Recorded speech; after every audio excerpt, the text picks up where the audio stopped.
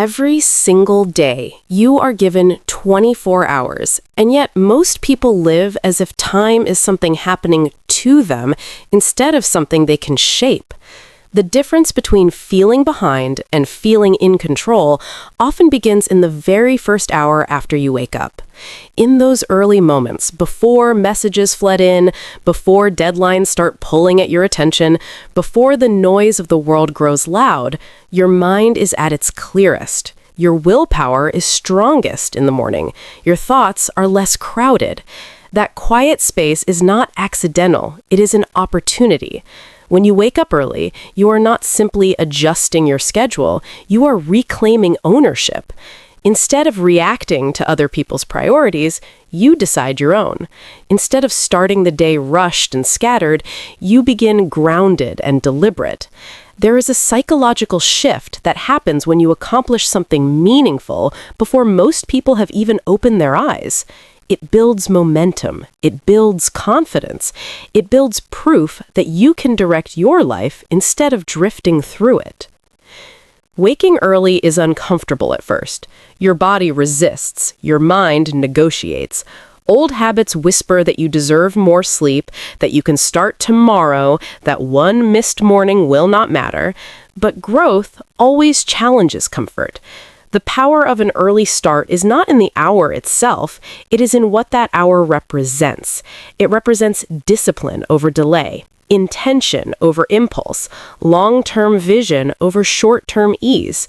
When you consistently protect that first hour, it begins to compound. One focused morning turns into a week turns into a month reshapes your identity.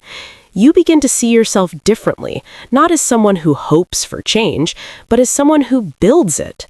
And sometimes, the most dramatic transformation does not begin with a grand opportunity or a sudden breakthrough.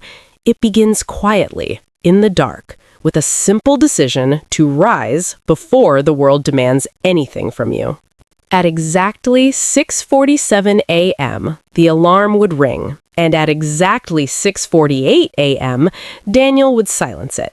Not wake up, not stretch, not whisper gratitude for another day. He would silence it and immediately reach for his phone, letting the blue glow wash over his half-open eyes. Emails, deadlines, news.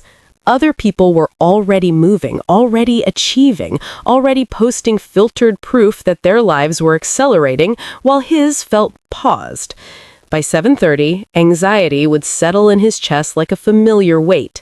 By 8:15, he would be rushing out of his apartment with untied thoughts and unfinished confidence, telling himself that tomorrow he would wake earlier, tomorrow he would reclaim control, tomorrow he would stop feeling like life was slightly ahead of him.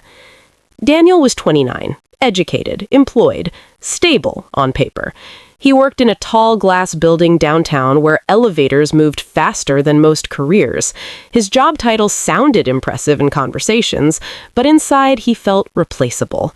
His apartment was clean but uninspired, his routines predictable but unintentional. Every evening he promised change, and every morning he postponed it. He wasn't lazy, he was drifting, and drifting feels deceptively safe until you realize you've been carried far from where you meant to go. One night, after staying late to finish a project that earned little more than a nod from his manager, Daniel stepped outside, into the cool silence of the city. The streets were nearly empty, the sky dim, the world paused between effort and rest.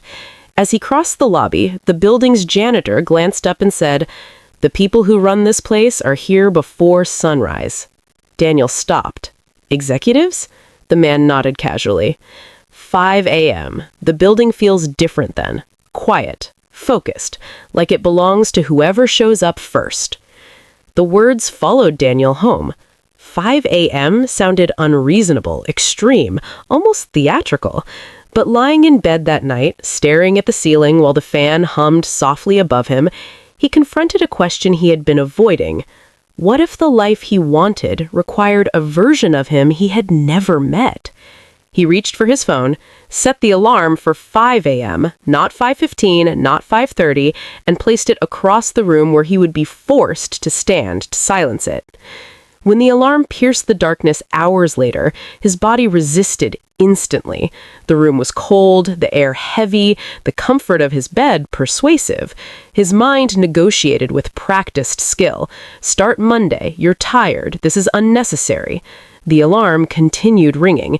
Finally, with irritation stronger than motivation, Daniel pushed himself up and walked across the room. The floor felt cold beneath his feet. He turned off the alarm and stood there, uncertain, slightly annoyed, but awake. In the kitchen, he brewed coffee, the scent filling the quiet apartment, and sat at his small dining table with a notebook he had not opened in months. Outside, the city was still asleep. No traffic hummed, no notifications demanded attention, no expectations had begun pressing against him. There was only silence, and within that silence, space. He opened the notebook and wrote slowly, deliberately. For 90 days, I will wake up at 5 a.m. and build something that matters. He didn't yet know what that something would be, only that the version of his life he had been living felt too small for his potential.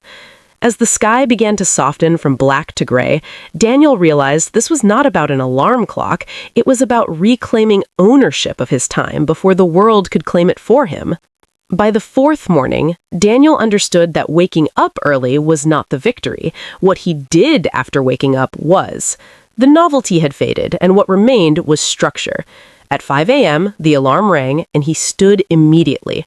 Not because it was easier, but because hesitation had become dangerous. He brewed coffee in silence, opened his laptop, and began constructing what he called his first-hour advantage. Instead of passively consuming content, he followed a deliberate learning path. Advanced analytics, strategic storytelling, and behavioral marketing in marketing. He wasn't trying to impress anyone yet. He was quietly expanding beyond his job description. Notes filled his once empty notebook. Frameworks replaced vague ambition. By 6 a.m., he stepped outside into air that felt untouched. The streets were nearly empty, the sky slowly transitioning from charcoal to pale blue, and as he crossed shuttered cafes and still traffic lights, he felt something unfamiliar. Space. Space to think. Space to plan. Problems that overwhelmed him at night seemed manageable at dawn. Ideas arrived unforced. By the time most alarms were beginning to ring across the city, Daniel had already invested 2 intentional hours into his growth. For the first time in years, he entered his day feeling ahead rather than behind. But discipline tests commitment before it rewards it. By the second week, fatigue crept in like a quiet opponent. His body felt heavier during afternoon meetings. Friends texted invitations for late dinners and spontaneous nights out. "You're not becoming one of those 5 a.m. robots, are you?" one friend joked. Daniel laughed, but inside he felt the tension of transformation, outgrowing habits that once felt harmless. One Friday night, he lay in bed at 9:12 p.m. while the city outside buzzed with energy. Part of him felt foolish for choosing sleep over excitement. Another part felt powerful for protecting tomorrow. The alarm rang at 5 a.m. the next morning, and exhaustion pressed hard against his eyelids. For a brief second, he considered bargaining with himself. No one would know if he skipped. There would be no public failure. But he understood something critical. Consistency builds identity, and identity determines outcomes. He stood up anyway. The decision was small, almost invisible, but in that quiet apartment before sunrise, Daniel wasn't just waking up early, he was practicing integrity with himself. And integrity, repeated daily, was beginning to reshape him from the inside out. Around day 23, something subtle but undeniable shifted inside Daniel. The alarm still rang at 5 a.m., but it no longer felt like an intrusion.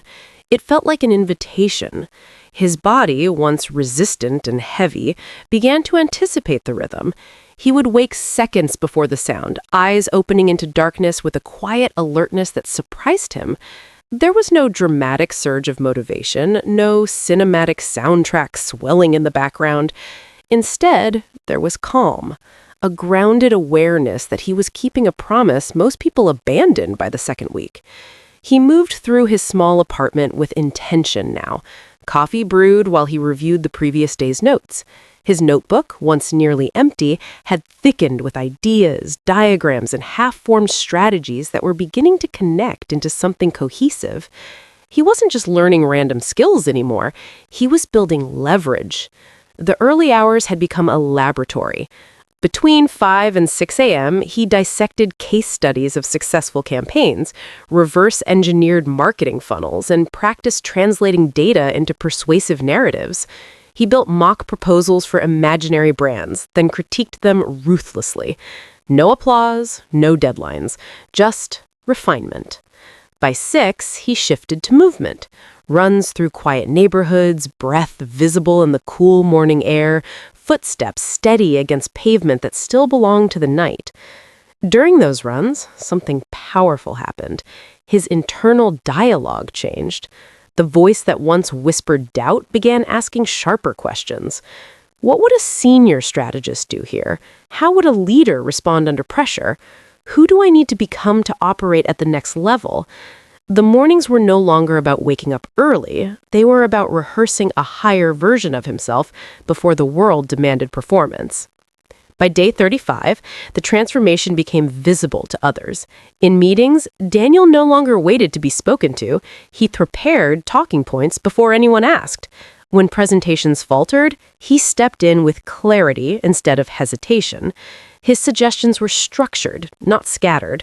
When colleagues complained about overwhelming workloads, Daniel quietly reorganized timelines in his head and identified inefficiencies. He began sending concise follow-up emails that summarized discussions with strategic next steps. His manager noticed first. During a weekly review, she paused mid-sentence and studied him. "You've changed your energy," she said carefully. "You're more decisive." Daniel didn't smile widely or deflect the compliment. He simply nodded. "I've been working differently." He didn't explain the 5 a.m. commitment. He didn't need to. The results were speaking. But growth rarely goes untested. Around day 42, the company faced a serious setback.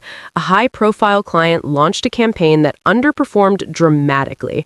Revenue projections dipped, internal tension escalated, meetings stretched longer, voices sharpened, and subtle blame circled the room like invisible smoke. Daniel observed the chaos quietly. That morning, before sunrise, he had studied audience retention analytics and behavioral trigger mapping. While others reacted emotionally, he saw patterns. He requested access to campaign data and spent his 5 a.m. hour dissecting it with fresh eyes. Over several mornings, he identified misalignment between messaging and audience behavior. The problem wasn't creativity, it was positioning. On day 48, during a crisis meeting packed with anxious executives, Daniel felt the familiar tremor of risk before speaking. His heart pounded, but his preparation steadied him. "I think we're targeting the wrong emotional entry point," he said calmly. The room quieted. He outlined a revised framework, one that connected narrative hooks to behavioral data he had analyzed privately before dawn. He spoke clearly, without rushing, referencing specific metrics that most had overlooked. Silence followed. Not dismissive silence, evaluative silence. Then, the CEO leaned forward. "Can you lead the adjustment?" Daniel held eye contact. "Yes." It was not arrogance, it was a readiness meeting opportunity. The following weeks were intense. Daniel managed cross-functional teams, coordinated creative revisions, and navigated tight deadlines. Pressure mounted daily. Yet every morning at 5 a.m., he returned to his ritual. Those hours became his anchor. While others slept off stress or scrolled through distractions, Daniel prepared. He reviewed performance indicators, refined messaging arcs, and visualized how he would lead discussions later that day. The solitude of dawn sharpened his focus before chaos arrived. Fatigue still visited him, especially during long afternoons, but it no longer controlled him. He protected 9 p.m. with discipline, understanding that recovery was strategic, not indulgent. As the revised campaign launched, early metrics began to shift. Engagement increased, conversion rates climbed steadily. Within weeks, the client not only stayed, but expanded their contract. In a company accustomed to firefighting, Daniel had introduced foresight. Recognition followed, but not in a dramatic explosion. It arrived in measured conversations, extended responsibilities, and subtle shifts in tone. Colleagues began seeking his perspective before making decisions. His manager looped him into higher-level planning sessions. During a late afternoon debrief, the CEO addressed him directly. "Where did you learn to analyze like this?" Daniel answered simply, "I gave myself time to think before the day starts." It sounded understated, almost casual, but beneath those words was a transformation 90 mornings in the making. What Daniel understood by day 60 was profound. The external breakthrough was a byproduct. The real shift had occurred internally long before anyone noticed. Waking at 5 a.m. had stripped away excuses. It had forced him to sit with discomfort, to confront his limits without distraction, to build competence before validation arrived. He wasn't lucky, he was prepared, and preparation compounds quietly until the moment it becomes undeniable.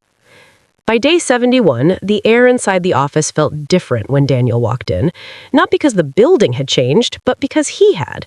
The glass walls still reflected fluorescent light, keyboards still clicked in uneven rhythms, and conversations still drifted across open desks about deadlines and metrics. Yet when Daniel took his seat, he no longer felt like he was bracing for impact. He felt centered, prepared. There was a quiet gravity to him now, the kind that comes from repeatedly doing difficult things in private. That morning, like every other, he had been awake at 5 a.m., reviewing campaign analytics before sunrise, refining strategy notes while the city slept. When the calendar notification appeared, summoning him to a closed-door meeting with senior leadership, he felt a flicker of nerves, but not fear. Months ago, such a meeting would have tightened his chest. Now he simply reviewed his notes, straightened his posture, and walked in. The room was still. His manager, the department head, and the CEO sat at the polished table. No smiles, no tension, just focus. The CEO gestured for him to sit. "Daniel," she began, "over the last 2 months, your leadership during the campaign crisis changed how we view your role here." Daniel listened without interrupting. "You didn't just solve a problem," she continued. "You demonstrated foresight, initiative, composure." She slid a document across the table. Senior Strategy Lead, a formal title, a measurable salary increase, expanded authority, expanded expectations. Daniel read the words carefully, absorbing them not as a fantasy fulfilled, but as evidence of transformation earned. He felt gratitude, yes, but deeper than that, he felt confirmation.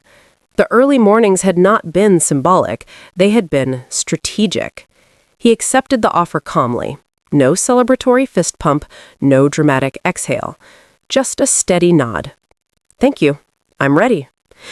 The days that followed were heavier, not with doubt, but with responsibility. A promotion does not remove pressure, it refines it. Daniel now led meetings he once only attended. He managed timelines instead of merely executing them. He made decisions that affected not only outcomes, but also people. Some colleagues responded with admiration, others with subtle skepticism. Authority changes dynamics, but Daniel leaned into his structure. At 5 a.m., nothing about his ritual changed. If anything, he guarded it more fiercely. Those 2 hours were no longer about catching up, they were about staying ahead. He studied leadership communication, conflict resolution frameworks, negotiation psychology. He reflected on his blind spots and wrote down moments where ego might interfere with clarity. The early hour became his calibration point, a space to sharpen judgment before external noise distorted it. Around day 78, he faced his first serious test in the new role. A project timeline began slipping due to internal misalignment. Tension grew between the creative and analytics teams, each blaming the other for inefficiencies. In the past, Daniel might have chosen sides subconsciously, but now he paused. That morning at 5 a.m., he had reviewed communication bottleneck models and written a simple line in his notebook. Leaders reduce friction by clarifying ownership. He called a meeting, not to accuse, not to lecture, but to reorganize structure. He outlined responsibilities, redefined deliverables, and reframed the project as a shared outcome rather than a competitive one. The shift was subtle, yet powerful. By the end of the week, momentum returned. What impressed him most was not the resolution itself, but the clarity with which he navigated it. Months earlier, he would have felt overwhelmed. Now, he felt composed. Yet, external success did not overshadow the deeper internal evolution unfolding quietly beneath the surface. By day 85, Daniel realized the true transformation had little to do with titles or salary. It was about self-trust. 90 mornings earlier, he had doubted whether he could sustain discipline beyond a few days. Now, he had lived through fatigue, temptation, social pressure, professional crisis, and opportunity without breaking his promise. That consistency reshaped his identity. He no longer introduced himself internally as someone trying to improve. He was someone who executed, someone who honored commitments even when motivation faded. This shift influenced small, invisible behaviors. He responded to emails with precision rather than procrastination. He scheduled deep work sessions instead of reactive multitasking. He listened more attentively in conversations, less distracted by self-consciousness. He began to notice that clarity creates calm, and calm enhances performance. On the 90th morning, Daniel woke before the alarm. The room was dim, the sky outside still dark. He sat upright in bed and allowed the quiet to settle. There was no dramatic milestone celebration awaiting him, no external ceremony marking completion. Yet, internally, something felt monumental.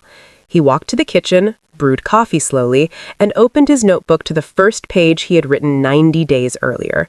For 90 days, I will wake up at 5 a.m. and build something that matters. He traced the sentence with his eyes. Had he built something that mattered?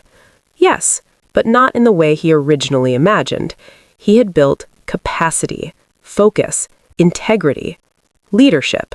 He had built the ability to operate intentionally instead of reactively. He had built mornings that belonged to him before the world made demands. After journaling for several minutes, he stepped outside onto a small balcony. The horizon began shifting from deep indigo to pale gold.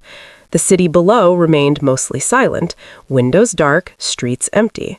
He realized this hour had become sacred not because of productivity hacks or motivational slogans, but because of ownership. The 5 a.m. ritual had created a boundary between who he used to be and who he had chosen to become. It was the daily vote for discipline over delay, for clarity over chaos, for growth over comfort. He understood now that the power of early rising was not mystical, it was structural. When you win the first hours of your day, you condition your mind to expect momentum rather than scramble for it. 6 months after that 90th morning, Daniel's life reflected compounding effects. He moved into a brighter apartment, intentionally designed to support focus and well-being, natural light, a dedicated workspace, minimal distractions. His physical health improved steadily from consistent morning movement. Financial stability strengthened from disciplined performance. More importantly, he launched a small online platform sharing frameworks for structured mornings. Not as a guru, not as a miracle worker, but as someone documenting lived practice. He spoke honestly about resistance, fatigue, and doubt. His content resonated because it avoided exaggeration. Growth, he emphasized, is incremental but irreversible when sustained. Yet the most profound change remained invisible to others. Daniel no longer feared mornings. He welcomed them. The alarm at 5 a.m. no longer symbolized sacrifice. It symbolized alignment. Alignment between intention and action, between potential and execution, between aspiration and discipline. He understood that the 90-day experiment was never about proving something to the world. It was about proving something to himself, that he could override comfort, that he could endure temporary discomfort for long-term clarity, that he could become the kind of person who shows up consistently even when no one is watching. When people later asked what happened after he woke up at 5 a.m. for 90 days, they expected a dramatic twist, a viral breakthrough, a sudden windfall, a cinematic transformation. Daniel would smile and answer honestly, "I changed. Not overnight, not magically, but steadily." Intentionally. The promotion was a milestone, not a miracle. The miracle was discipline repeated quietly until identity shifted. And identity, once reshaped, alters every decision that follows. On the morning after day 90, and the morning after that, and the one after that, the alarm still rang at 5 a.m., and Daniel still stood up. Not because he feared losing progress, but because the early hour had become home. 6 months after the 90th morning, nothing about Daniel's life looked extreme from the outside. There were no magazine features, no viral interviews, no overnight millions. The skyline outside his new apartment was the same city skyline it had always been. Glass towers reflecting sunlight, traffic weaving through intersections, people rushing with coffee cups in hand. But if someone had followed him quietly from 4:59 a.m. onward, they would have seen the difference immediately. The alarm would ring, soft but certain, and before it completed its second tone, Daniel would already be sitting up. No negotiation, no resentment, just motion. The room would still be dim, the world silent, but his light would turn on. That light became symbolic, small, steady, intentional. He would brew coffee slowly, not as a rushed necessity, but as part of a deliberate rhythm. Steam rising in the quiet kitchen, notebook opening to a clean page, laptop screen glowing against the darkness. These were no longer acts of discipline alone, they were acts of identity. The early hours had evolved, where once he used them to learn fundamentals, now he uses them to refine mastery. Strategy models were no longer foreign concepts, they were tools he adjusted intuitively. Leadership challenges became case studies he analyzed before facing them at work. Some mornings were spent designing long-term growth plans for his department. Others were devoted to building his personal platform, drafting thoughtful essays about focus, recording structured insights about habit architecture, and mapping out digital workshops for professionals who felt stuck in reactive cycles. He no longer consumed content aimlessly, he created with intention. The 2-hour window had become a sanctuary of leverage, and leverage, he realized, is what separates motion from momentum. His apartment reflected this internal shift. The clutter that once accumulated around neglected intentions was gone. In its place were clean surfaces, intentional decor, and a workspace positioned near the window where morning light poured in as if approving his consistency. A small plant sat near his desk, something he watered every Sunday evening, a quiet reminder that growth responds to regular care. Even his evenings changed. Where late-night scrolling once dominated, he now closed his laptop at 8:45 p.m., dimmed the lights, and allowed his mind to decelerate naturally. Sleep became a strategy, not an escape.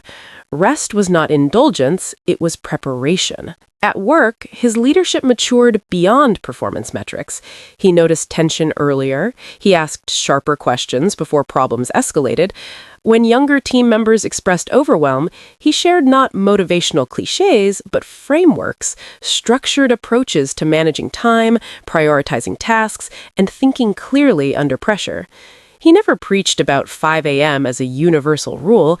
Instead, he spoke about ownership. Design the first hour of your day before someone else does, he would say in casual conversations. The advice landed because it came from experience, not theory.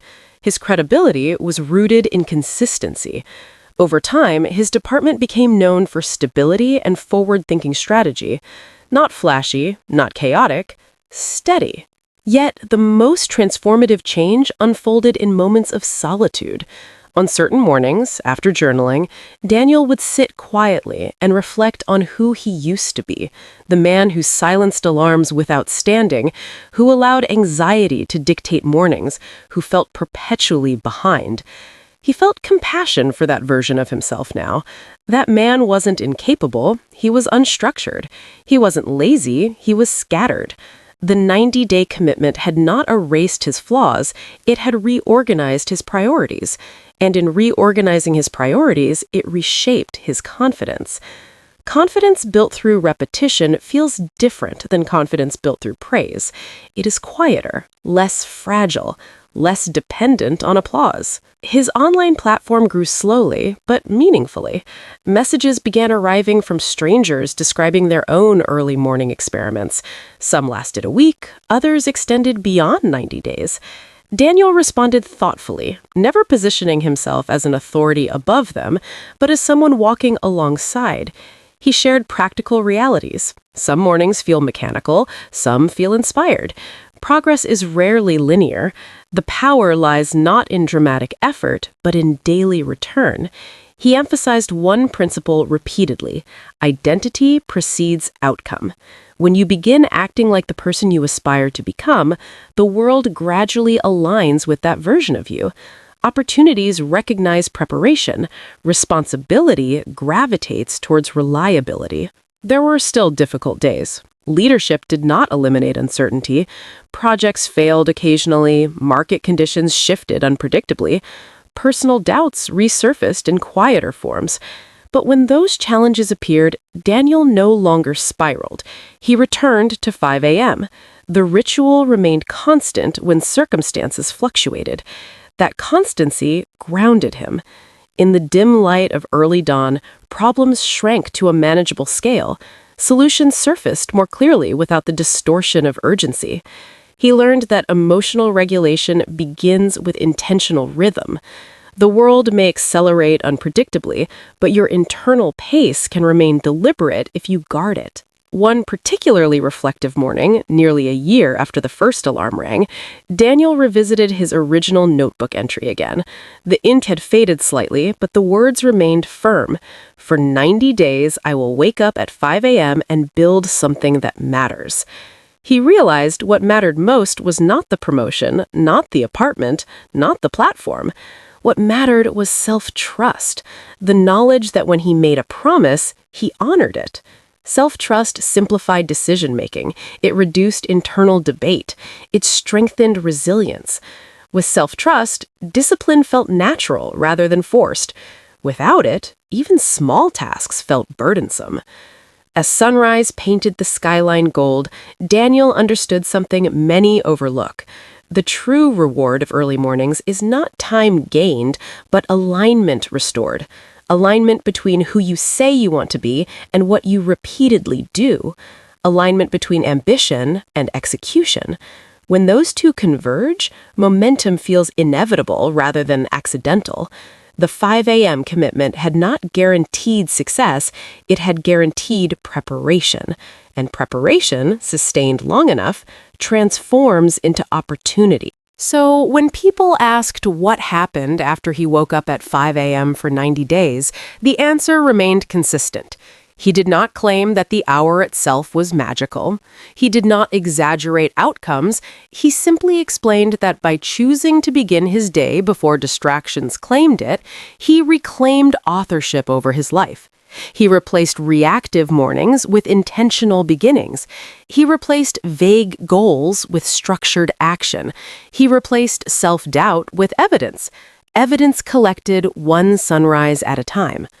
And tomorrow, when the alarm rings again at 5 a.m., the decision will still be there. It will always be there.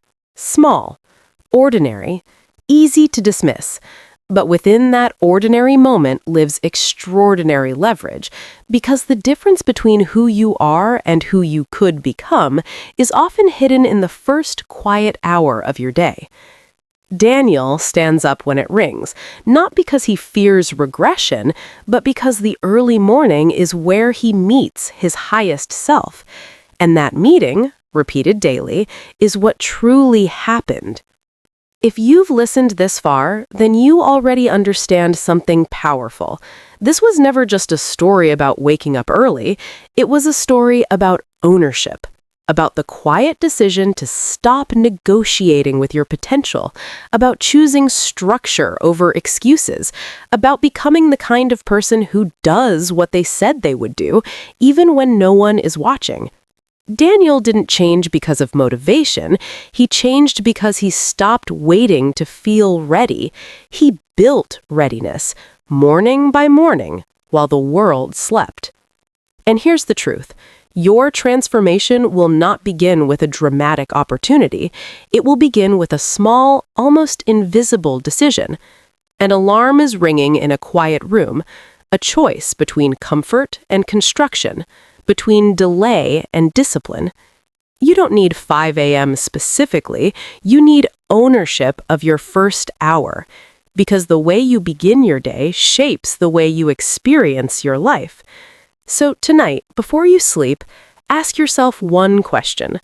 Who do I want to become 90 days from now? Then design your mornings for that version of you. And when the alarm rings, stand up. Not because it's easy, but because you said you would. If this story resonated with you, don't let it end here. Like this video as your silent commitment to yourself. Subscribe to Lifestyle Aesthetics for more educational stories that don't just inspire you, they align you. And in the comments, write one sentence. What will I build in my first hour? Make it real. Make it specific. Make it yours. Your future self is already awake. The only question is, will you meet them tomorrow?